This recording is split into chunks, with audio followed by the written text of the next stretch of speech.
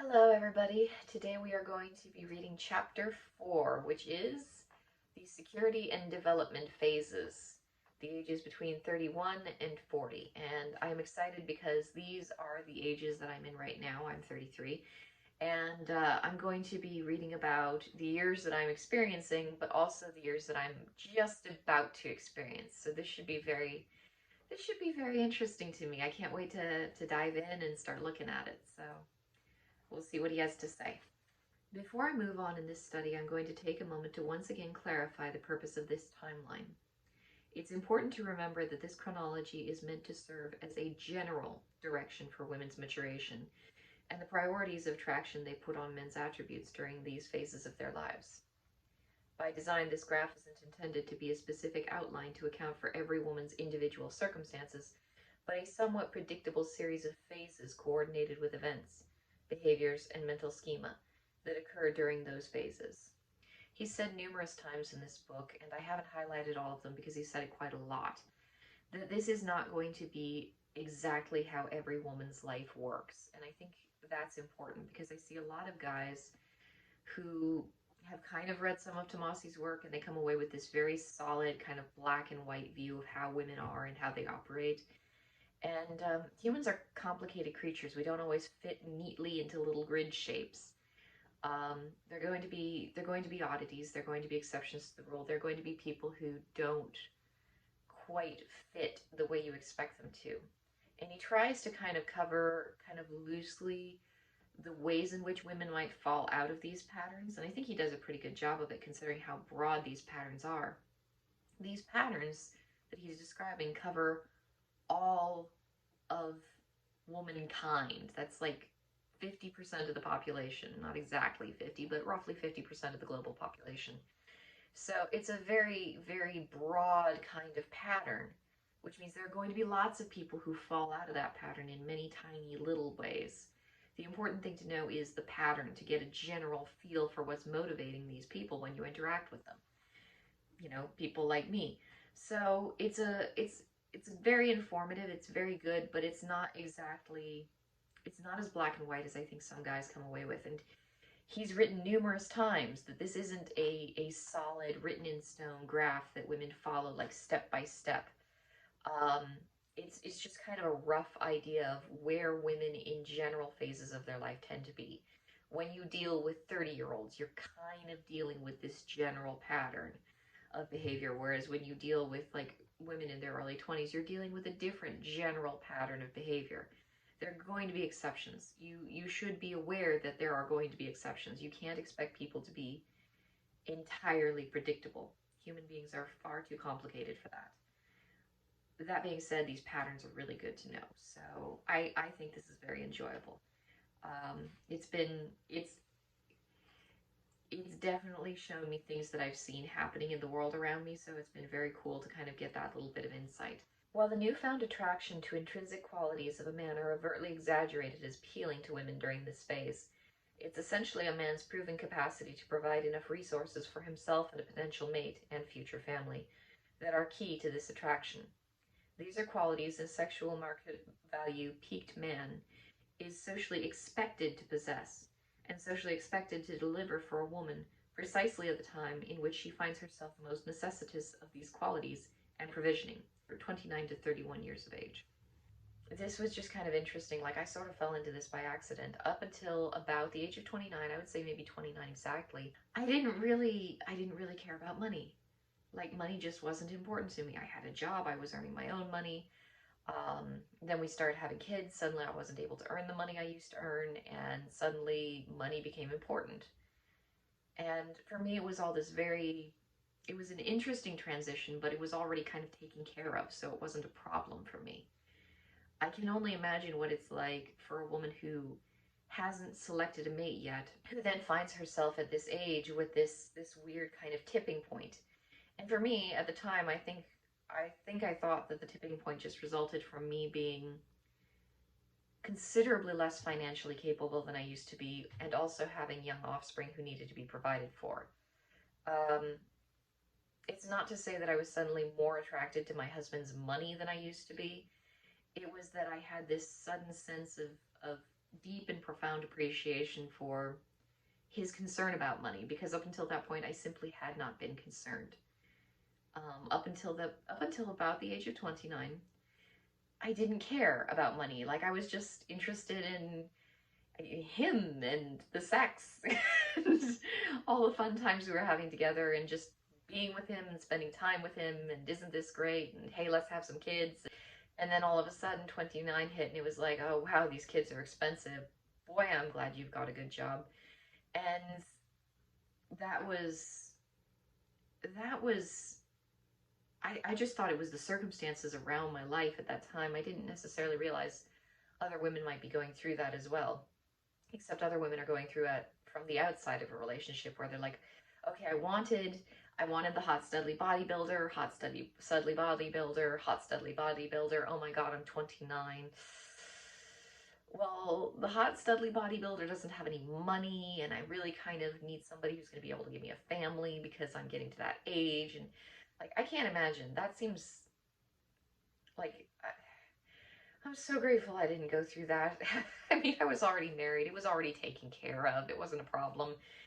So it was really easy for me, in the sense that I just suddenly had this lovely, warm appreciation, this new sense of perspective. Like, oh wow, all this money stuff actually means something. This is awesome.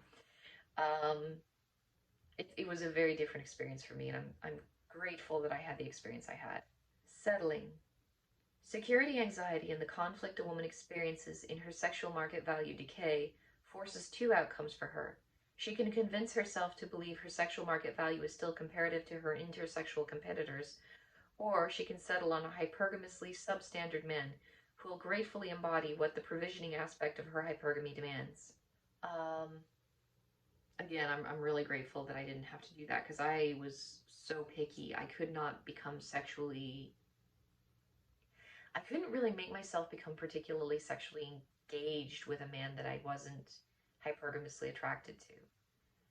And I mean, I see that because a lot of guys complain about, marrying someone who is then very frigid. So they'll marry a woman, she's very frigid, and then they find out she did all sorts of wild sexual things in her single days when she was younger. And they wonder why they're not getting any of that. And it's because she sees him as a beta. She sees him as a kind of a downward step on the ladder. She doesn't find him to be hypergamously pleasing, so she doesn't feel particularly sexually aroused by him. I experienced that back in my dating years, where I wasn't particularly sexually aroused by anybody that I didn't find hypergamously interesting. And I just wasn't interested in, I mean, and I was 23. Like, that was the latest I was dating. Up until 23, I was dating, and then after 23, I was dating one person, but that was it. Um, the idea of entering into a relationship with someone who wasn't hypergamously very satisfactory was, it was just very, ugh. And that was what I had a lot of in my hometown, where it was like I date people in my hometown because they were people in my hometown, and it was just very uninspiring. And they would want to do the fun sex stuff, and it's like, I have a headache, I'm tired, I want to go home. Do we have to? Which is which is really not me. But I wasn't interested in anything less than a hypergamously very engaging person. And I was very lucky in the sense that I was able to, as Tomassi here would say, consolidate on a hypergamously pleasing partner. Um, and so luckily at the age of 31, the idea of settling for someone substandard, or having to deal with the fact that my attractiveness was declining, yes, I was aware that I was becoming less attractive, but I was already in a committed relationship with someone. So at that point, it was like, well, I just want to stay as pretty as I can for as long as I can, because that's just, I don't know, for a million reasons. Because it would be doing right by him, because it would be pleasant for me to be in good shape, because it's healthy, because I suppose you might be able to equate that on some level or another to competition anxiety. I don't want him to run off with someone else, but really, I like him, and I want to be sexually attractive to him, so that maybe he'll continue to have sex with me, because I think he's hot. So yeah. The well-conditioned beta is nothing if not patient and dutiful in his feminine primary purpose, and it's at this phase he begins to see dividends for his steadfastness in supporting the feminine cause. His willingness to forgive a woman's party year's indiscretions, he believes, will be an investment in the relational equity any quality woman will appreciate. This brings me back to No More Mr. Nice Guy. The kind of the covert contracts that men will build, where it's like, well, I'll forgive the fact that she had a gangbang when she was in college, and she'll think I'm a good guy for being so understanding. You know, this covert contract, he never actually says it out loud, he never voices it. He just kind of assumes that she's on the same page as he is when he forgives her for all these things she's done. This covert contract kind of thinking, it's not going to set you up for success in the future. Like, if you're one of these guys, and if you're watching this video, you're probably not one of these guys, but if you were one of these guys who looked at her wild behavior and number one thought it was something to forgive instead of, hey, you're going to give me that too, and number two, like, I would think that the hey, you're going to give me that too at that same level or higher is just something you should be expecting when you enter into a relationship. But that's me, that's how I operated. But this idea that number one, you're forgiving something, but number two, that's somehow going to put you on some sort of good trajectory with her is not, that's not how it works. Like, covert contracts do not work, and you will be frustrated when they fail to work because you're following a contract and she has no idea. So beta guys who are doing this, guys who are buying into these lies, they're being deceived, and they're also deceiving themselves, and it's not good. Women who consolidate on monogamous commitment during this phase or in their epiphany phase generally run through a series of mental self-rationalization over their decision to marry the good dad rather than the good genes father. So happy I didn't have to do this. I got both. I got it all in one package. I remember my husband, and I remember we were hanging out in my apartment, and he was playing with one of my cats. I even remember which cat. And I remember looking at him, and there was that little teeny voice in the back of your head that makes these observations. And I listen to that voice because it tells me things I need to be aware of. And it looked at him, and it just kind of whispered in the back of my mind, he'd be a great dad. And it kind of threw me for a loop because I had just met him. I was just getting to know him. And there was some part of me that was like, wait a minute, whoa, put the brakes on this thing. I didn't think we were looking at him in that way. Are we looking at him in that way? Because somebody should have told me. I wasn't paying attention. And I think that's one of the first things I thought about him when it came to, like, that was one of the first moments that I became aware that I was sizing him up sexually. And so there was that moment of, he'd be a great dad. And then it went away. Like, it wasn't like I was looking at him going, well, I should marry him because I'm getting old and I'm running out of options. And, well, he would be a good father to whatever kid or going to have or already have had. No, that was just that momentary, just that whisper of thought, and then it was gone. And then later on, I started noticing that I was attracted to him. And at that point, it was more of an arousal thing, but I had already kind of ascertained, yes, he would be a good dad, which is a good thing to keep in mind for the future. And he's really sexy. He's got these lovely eyes that I can't stop looking at. And, the rest of him is looking pretty good too. And that's when that perfect combo kind of comes in, where it's like, okay, he's got everything. He is the everything man. The mental self-rationalizations, I don't like doing that. I don't like lying to myself to make me feel better. I really don't. I have a problem with it. It bothers me. If I think something isn't lining up with reality inside my head very neatly, I have to go digging inside my own mind and pick at it until I've figured out what it is. So, mental self-rationalizations, I would not be happy doing this. I don't know if I would be capable of doing this. I might be, because I think a lot of these women do it subconsciously. They're not aware. But try very hard in my day-to-day life to commit to just being genuine and authentic in my life, and I don't know how well this would sit with me. But it is a psychological conflict she's either going to resolve by eventually leaving her provider male and seek out her alpha widow substitute, or convince herself and her hypergamous conscience that she has in fact optimized her hypergamy with a male she settled on. More self-rationalization, just looking at it, and either she can convince herself or she can't convince herself. But it is kind of interesting to me, this idea that some women can convince themselves successfully that this is the guy, this is the hypergamous optimal guy. And I think I have seen that happen in couples that I've known. And I don't know to what degree it's happening, and I don't know how aware the woman is of it. I don't know if the woman is aware of it at all. Um, it's not necessarily healthy. In the couple that I know that it happened to, both my husband and I kind of just looked at it and shook our heads like, okay, well, whatever's going on there. Um, I'm happy that I'm really happy that that wasn't me.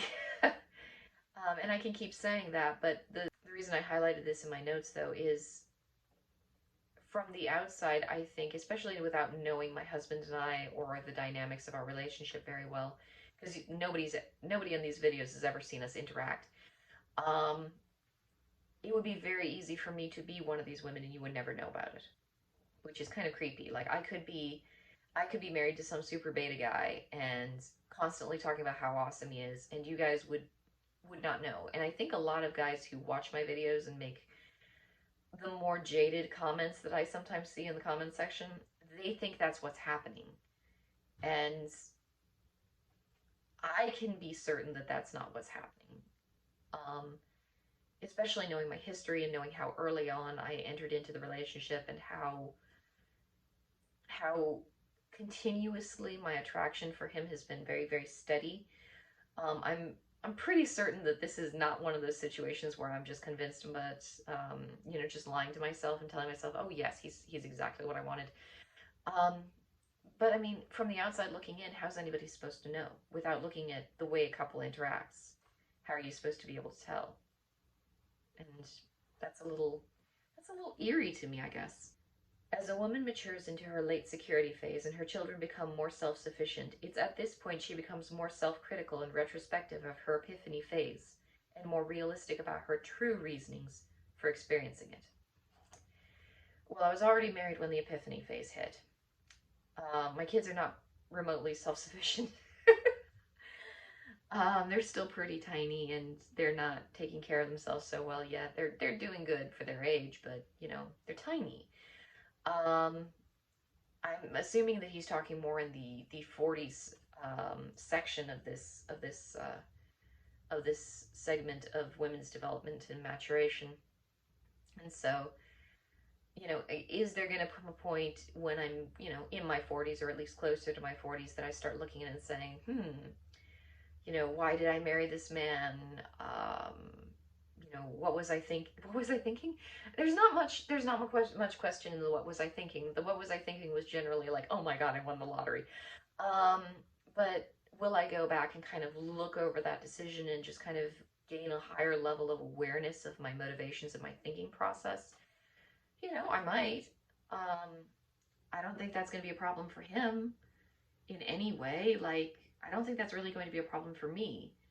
Um, I'm pretty sure that I got exactly what I wanted. So I'm really not concerned.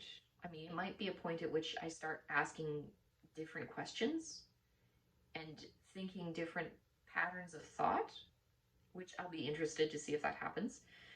But as far as the marriage is concerned, I'm not particularly worried. Maybe I should be, but no, I'm not worried. It's important to delineate the circumstances which affect women who successfully paired prior to this phase from the women who remain single, never marrieds, or early divorcers.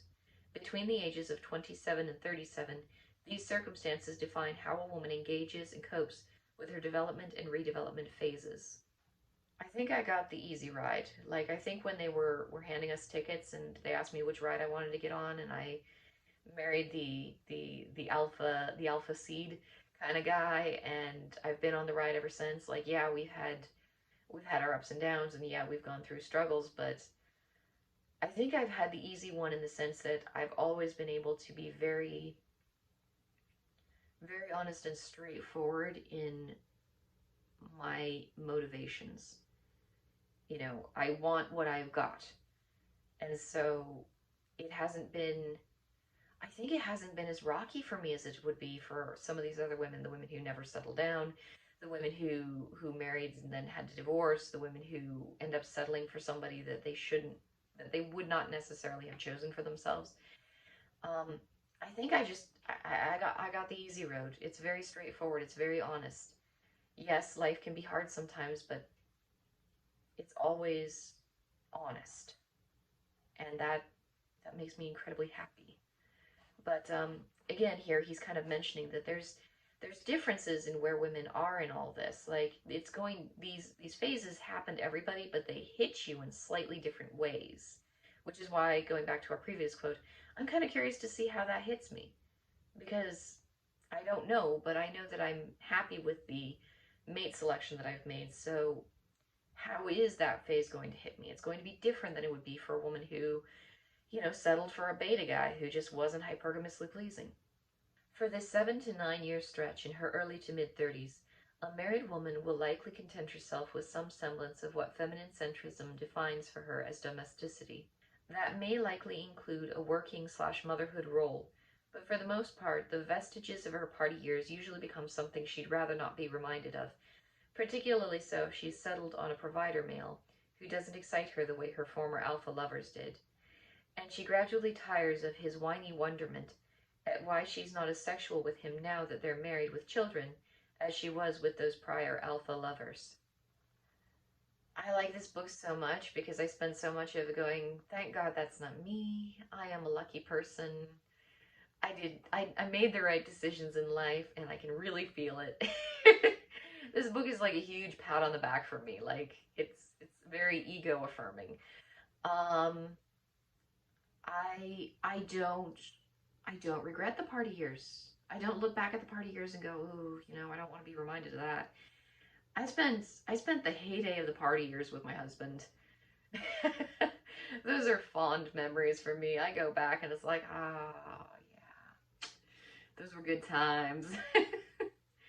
And I mean, the idea that I would be somehow less sexual with him now that we're married with kids, it's like, I mean, timing is an issue, scheduling is an issue, getting the kids to go to bed on time, making sure they're asleep and they're not going to come out looking for a glass of water. All those little teeny things that you have to do when you're parents of small children, like it complicates things. But at the end of the day, like this is my fantasy dude. Whenever I'm thinking about, oh, that amazing fantasy dude from my party years, he's in the other room. He's right there. He's older than he used to be, and I'm older than I used to be, but he's still the same dude. Life is good. While I have had men relate horror stories about women knowing that they were settling and being insecure about their future before or at the time of their weddings, I'm going to suggest that this foreknowledge is rarely a conscious aspect of women's insight. Turning on their husband-to-be later in life is rarely a preconceived plan, but it is a predictable outcome for men who persist in a beta mindset throughout their marriages. That's horrible. Like, I mean, it's telling. It's important information to have in mind. I mean, there's so much of this book. I think it's been a very personal journey for me. Like I've been reviewing it and going, oh, I remember this, or oh, this is totally me, or oh, I'm so glad I don't have to go through that. There's so much of the oh, I'm so glad I don't have to go through that. Um, this paragraph though, this is for you guys. This is very much you guys need to be aware of this kind of paragraph. Um, Women who settle don't always really know they're settling. They've done the hamstering. They've convinced themselves that this is the right thing for them to do. And they don't realize that a couple years later, all the lies they told themselves are going to start to wear thin. And suddenly it's like, I just don't like him. I just don't want to have sex with him. I just don't want to be with him. All that starts to come out later because the lies are starting to wear thin. Not many women know when they're at the altar, this is really a bad idea. I don't really love him. I mean, he's rich, but I don't really love him. Or he's good with my kid that I had with Chad, but I don't really love him. You know, that's horrific that ever happens, and that should never happen. Even if you paid for the wedding party, that's not the important part of the marriage day. Like when you get married that day, the party that you paid for, and I know they're increasingly expensive every year, they just get a little bit more pricey. That's not the important part. Leave the dude on the altar if you have to, or, leave the girl on the altar if you have to. You can apologize to your friends and family later. If you think that you're getting into something that is a bad idea, do not walk down that aisle. Do not say I do, and do not sign that marriage contract. Like, don't do it. It's bad. But yes, this paragraph, it's scary. It's genuinely scary because they, men aren't mind readers, and they shouldn't have to be mind readers. And it's funny that this book is basically teaching you, hey guys, this is how you be a mind reader when you're in a relationship with a woman. Because women are, well, women who make these decisions, these specific decisions, they're not even aware of what they want. They're not even aware of what's motivating themselves. And they're going through this series of rationalizations. They're hamstering it out. They're convincing themselves that, yeah, this guy is the guy I should be marrying. And I've seen women who've done that. I remember a woman who was telling me about, she was a party girl. She was a serious heavy duty party girl. And she married a nice guy because that's who you're supposed to marry. And he wasn't like any other guy that she had dated. And I mean, we all know where this story is going. She was married to him. She'd gotten fat. She was in her mid-30s. She had a bunch of kids. And she was dissatisfied with her life, and she was unhappy. And she blamed him and the kids for her unhappiness. And she wanted to go back to her party years. And it's like, well, have you looked in a mirror lately, honey? You're not there. But that's what she wanted, and she was all dissatisfied. She was trying to warn me about it. And it's like, I thought she was just a really horrible person at the time. I didn't realize how many women go through that pattern, which is alarming. Once the first or possibly second child arrives, a woman's order of intimate priorities changes or turns to that of the child's. The sex reward, the cookie time for good boy, for desired behavior or performance turns off, or sex is used as an intermittent reward for desired behavior, doing domestic chores, etc. No. No. Like, cuddling with babies is amazing, and I could do it all day long, every single day. Like, I as a woman, you go through these phases, and it's not just me. Many women have experienced this, and this is something that is talked about. As your kids get bigger, they get farther and farther away from you. They start crawling, then they start walking, then they start running, and they're going off and they're exploring, and they're not just cuddled up to you all the time. And it's incredibly sad because when they're tiny babies, you can just hold them close to you all the time and just savor it. And it's magical. And I could do that all day, every day, and I did that as much as possible with all my kids. I loved cuddling babies, and now they're getting bigger and bigger, and especially my youngest is at that age where he's still young enough that he'll grab my finger, because you can't grab the whole hand. He'll grab my finger, and he'll lead me around everywhere he goes. And so if we go out somewhere and he wants to see something, he'll take me with him, like just holding onto my finger. And at the same time, he's getting close enough to that age where he can kind of go out exploring, where I'll let him hold my finger part of the way, and then I'll start to kind of pull my hand away, and he's got to do it on his own. And he does it, and it's wonderful, and it's magical to watch, and I'm trying to encourage him, and I'm really happy for him, because it means he's growing up, and he's developing the way he should. He's becoming a healthy, independent human being. And that's healthy. That's important. He needs to do that. Babies, though, I mean, there's something just so magical about cuddling babies. Like, I want one more baby just so that I can have one last time just holding and cuddling a baby. Like, it's so magical. I want grandchildren. That being said, it's not the same as sex. It's a completely different thing. Like, yes, you're getting lots of cuddle time, and yes, you're getting lots of physical touch with another human being. Totally not the same thing. Sex is a completely different thing, and I want a lot of both. I want it all. I want to cuddle babies all day long, and then, when the babies go to bed and they're fast asleep in bed, then I want the other thing. I want that too. The idea of turning it off and using it just as a reward for good behavior, no, no. Number one, that's not healthy for a relationship at all, in any way. Number two, I mean, it's a different kind of thing, and you should. I mean, I figured that people want that because it feels good. So, sex becomes a utility, a positive reinforcer for her beta's increasing of his provisioning capacity rather than the true visceral enjoyment she had with her past lovers, or possibly the younger version of her husband. True visceral enjoyment. Yes. You should have that in marriage. You should build that with your partner in a marriage. You should build that with your partner kind of before the marriage. Not that you should be having sex with your partner before the marriage, but there needs to be sexual attraction.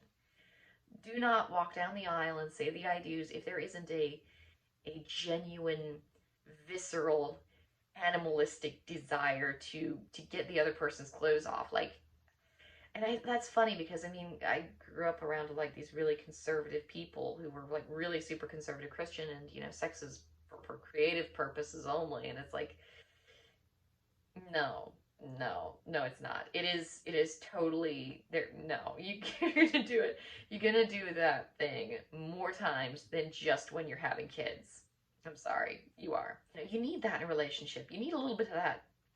You need a little bit of that glue to hold it together. You definitely need more than just that to hold it together, but it should be there. I do think it's interesting in this particular quote how he's talking about the younger versions of their husbands. Like, I wonder about that. I wonder what that means. Because again, my husband, not as young as he used to be. Me, not as young as I used to be. I figure that just kind of goes with the territory. Like, do I feel great nostalgia for the days when we, number one, didn't have kids to distract us from what we were doing, and we didn't exactly have the same kinds of jobs and responsibilities that we used to have, and we could and did lock ourselves in the bedroom for an entire month and just not come out. Those were fun times. That was a really good time in our lives, and it was a very, very happy period of our lives. And things were just incredibly carefree and incredibly blissful and wonderful.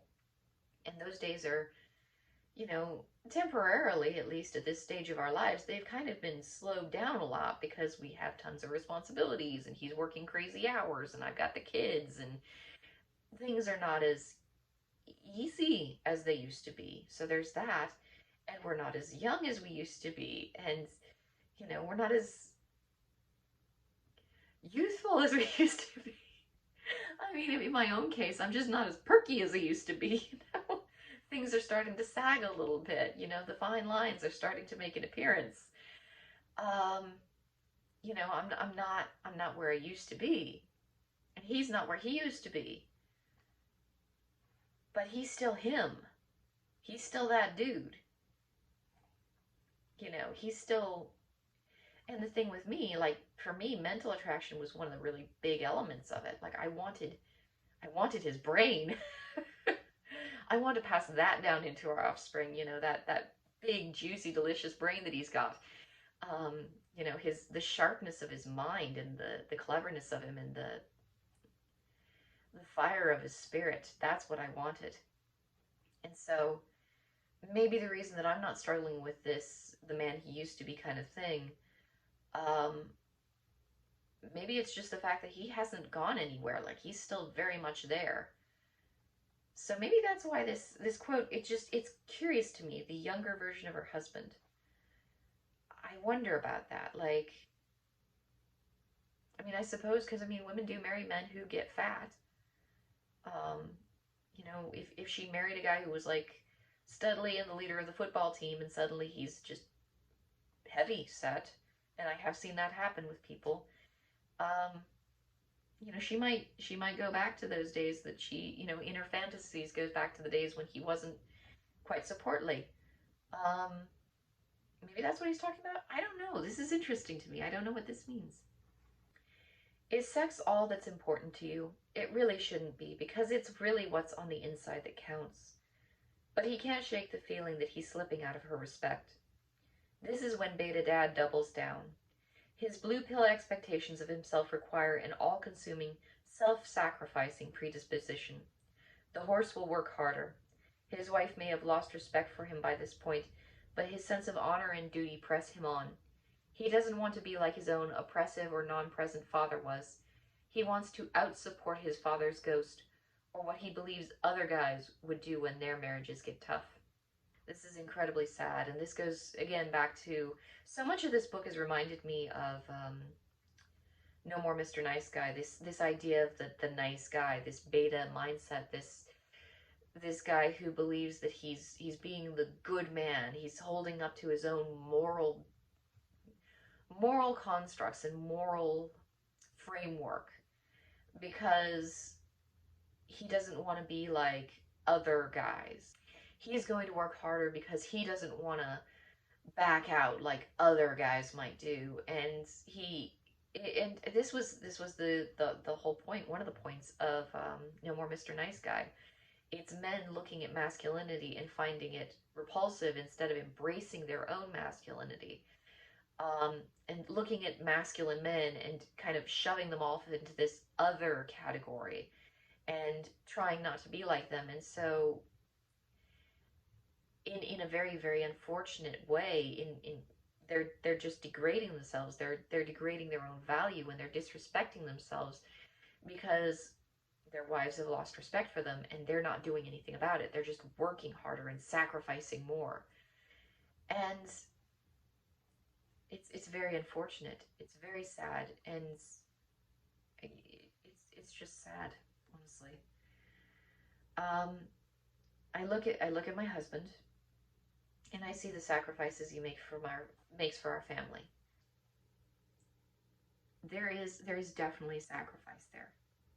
So even I see a lot of guys who look at it and say, you know, you shouldn't be making all these sacrifices.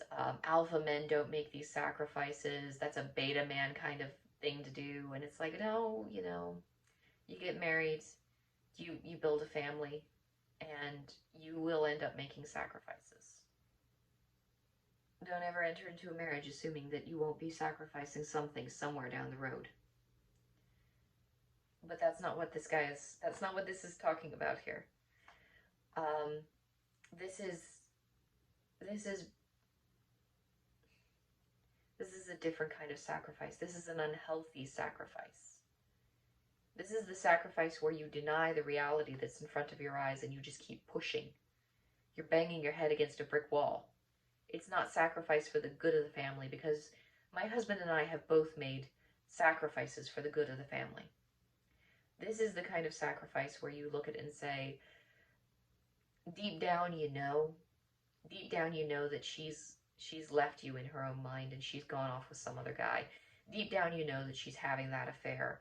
Deep down you know that she's gearing up for that divorce, but you just keep pushing because that's all you've ever done. And it's kind of that whole definition of crazy is just doing the same thing again and again, hoping for different results.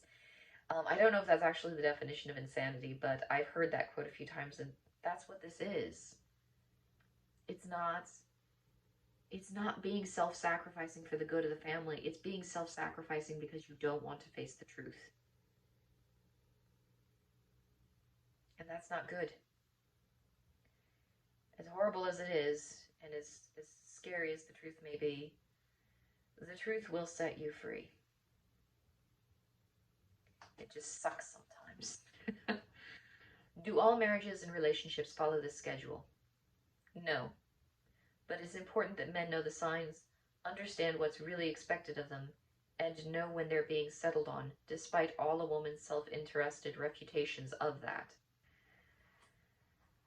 Yeah, I think it's important that people read this chapter because I think it's important that people read this book because men especially, they need to understand what they're getting into when they're dealing with a woman. They need to be cautious of being settled on.